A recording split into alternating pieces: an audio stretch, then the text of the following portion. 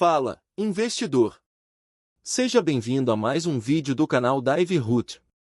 O mercado está fervendo com a Petrobras e hoje vamos dissecar se o papel ainda é uma pechincha ou se entramos na zona de risco.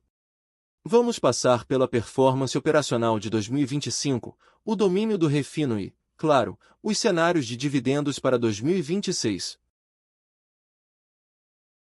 Para ganhar sua confiança com dados, e não apenas opiniões, veja na tela o relatório oficial de produção e vendas da Petrobras.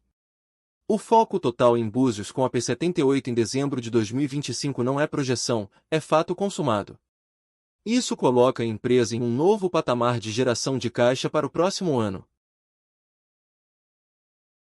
Na página 4, a Petrobras bateu recordes.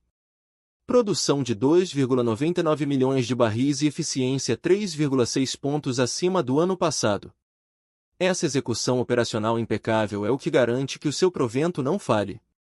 Só essa clareza técnica já vale o seu like. Aperte o joinha se você busca segurança nos dividendos.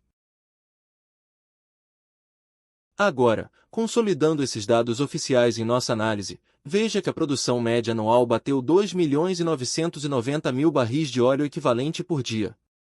O que mais impressiona é que superamos a meta original em 2,8 pontos percentuais. Isso mostra uma disciplina de execução que o mercado adora. No refino, a Petrobras deu uma aula de eficiência. O fator de utilização total, o FUT, ficou em 91%.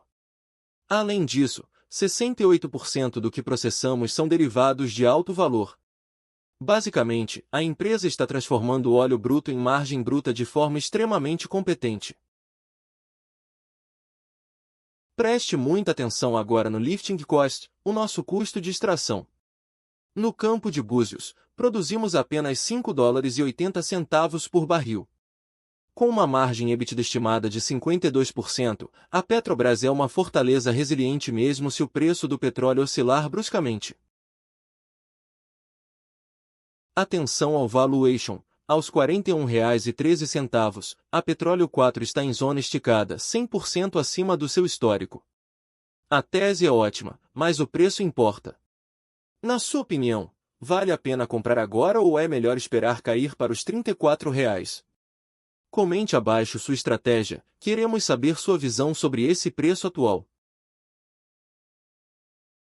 E o que todo mundo quer saber, quanto vai cair na conta? No nosso cenário base, projetamos um dividend yield de 11,2% para 2026.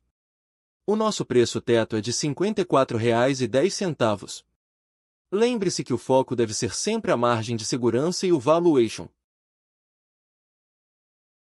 Para fechar, compare o múltiplo P sobre L de apenas 4,2 vezes da Petrobras contra os 8,8 da Prio 3.